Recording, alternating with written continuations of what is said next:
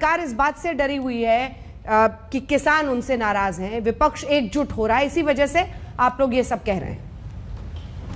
देखिए, अपने मन से कोई बात को दिल में बैठा लेना कि सरकार डर गई है क्योंकि किसान नाराज है, महंगाई बढ़ी हुई है, और इसी बात पे खुश हो जाना तो बहुत अच्छा है। उनको खुश रहना। जिस सरकार के पास अपनी उपलब्धियां गिराने के लिए इतनी चीजें हैं, वो सरकार डरेगी? दूसरा, जहां तक रहा इनके आचरण का बात, तो आचरण तो अनुराग जी को याद होगा कितना अच्छा आचरण इनका पार्टी का रहा है। जब अटैक किया था जान से मार, जब उत्तर प्रदेश असेंबली में विधायकों के बीच हाथ पैर चल गए थे, उसी का झलक आज थोड़ा राज्यसभा में दिखा। तो संगति का असर होता रहता है। क्यों डरेंगे? ऐसा इनके पास है क्या जो इनसे कोई डरने जाए?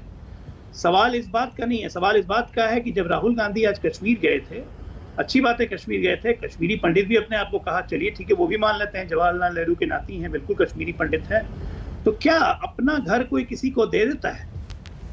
उनके नाना जवाहरलाल नेहरू जी ने तुलना की थी कि कश्मीर की तुलना एक सबसे सुंदर स्त्री से की थी कि कश्मीर बिल्कुल एक सुंदर स्त्री की तरह है। तो क्या किसी सुंदर स्त्री को कोई यूएन में ले जाता है? भारतीय तो होने का क्या सबूत उन्होंने दिया? एक के बाद एक चीज है ना।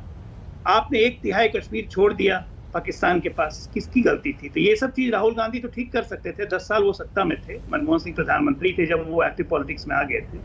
ये सब ठीक करते, तब जाके कश्मीर में कहते कि देखो मैंने अपना घर, अपना जमीन वापस ले लिया, तब निश्चित तौर पे कश्मीर के लोगों को एक आशा बनती। अब ये ऑप्टिक्स के लिए कश्मीर जाना, वहां पे भाषण देना, उसके बाद आके फिर हम लोग उस पर बहस कर रहे हैं, उस पर अनुराग भदौरिया कहेंगे कि सरकार डर गई है। किस बात से डरेगी? डर तो आप लोग रहेंगे, आपका वजूद खत्म। आप हर चीज से डर जा रहे हो। जरा से अगर कश्मीर पर जवाब दे, वहाँ पे 4 लोग इकट्ठे होते हैं, आप डर जाते हो। उत्तर प्रदेश में मिलकर फिर से लड़ लीजिए ना। हाँ पवन जी, तो अरे तो आप उसकी चिंता मत करो, आप अपनी हार की तैयारी करो। हार अखिलेश यहाँ विपक्ष एक नहीं हो रहा है, ये राष्ट्र एकता है, इसको राष्ट्र की एकता बोलो। आप राष्ट्र एकता से डर रहे हो, विपक्ष की एकता के अंदर आपको राष्ट्र की एकता दिखाई दे रही है, ये आपके साथ समस्या है।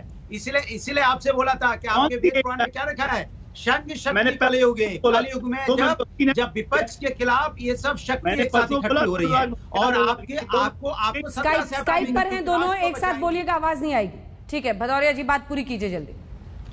मैंने कहा कि इनको मैं बता रहा था कि पुराण में लिखा है संघ शक्ति कलयुगे। कलयुग में जहां भारतीय जनता पार्टी जैसी सत्ता में अगर पार्टी बैठी हो जो तानाशाही है, उसके खिलाफ ये विपक्ष एकता, मतलब राष्ट्र की एकता, ये राष्ट्र की एकता से डर रहे हैं, क्योंकि राष्ट्र एक साथ आ रहा है। और जब राष्ट्र एक साथ आता है तो डरते हैं। शायद ये भूल गए हैं, अटल बिहारी वाजपेयी जी प्राइम मिनिस्टर थे, बूटा सिंह ने क्या बोला था सदन में खड़े होके कि मेरी बेटी की विदाई तब तक नहीं होती जब तक अटल जी नहीं आ जाते। ये उस देश की परंपरा है, ये वो हिंदुस्तान है। ये भारतीय जनता पार्टी अटल जी को मानेंगे क्या कि अटल जी जब तक नहीं जाते थे तब तो वो कांग्रेस के नेता हुआ करते थे, और सदन में खड़े होकर कह रहे थे कि मेरी बेटी की विदाई में, और सरकार एक वोट से गिर गई थी, लेकिन तब भी कह रहे थे कि हमारे आपस में मतभेद हैं, मनभेद नहीं है।